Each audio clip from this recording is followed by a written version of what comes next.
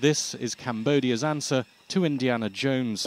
Dr. Dougal O'Reilly is a Canadian archaeologist who's dedicated his life to preserving the heritage of the Khmer Empire.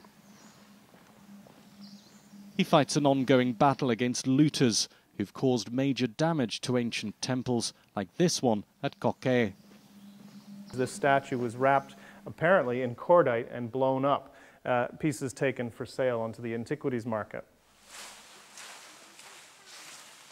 At some heavily looted sites, all that's left for the temple guardians to do is clear up the mess. It's all gone already. So now she says that there isn't a big problem with looting here. In fact, she ruefully noted that most of its worth has already been stolen. So this is a very proud culture, and it's a shame to see these vestiges lost because they mean so much to the Cambodian identity. And to see them hacked to pieces and put on coffee tables in, say, Berlin, New York, or Tokyo is a real shame. But that's exactly what happens. Some of the souvenirs in this shop near the temples of Angkor are ancient artifacts. Under local law, trade in these items is illegal.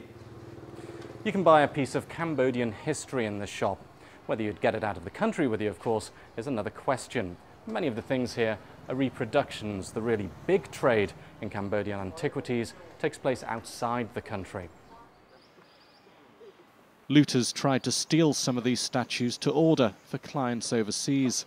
Other pieces were removed for their own protection. It could be a long time before they're back in place.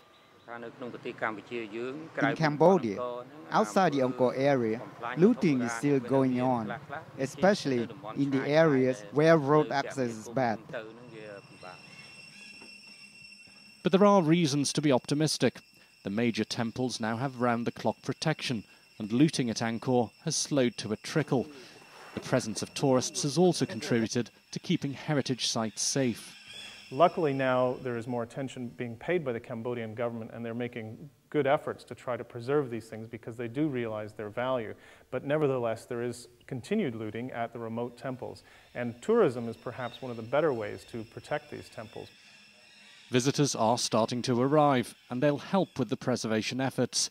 But with real-life tomb raiders still at large, there's plenty of work left to do for this heritage crusader. Guy Delaunay, BBC News, Koke.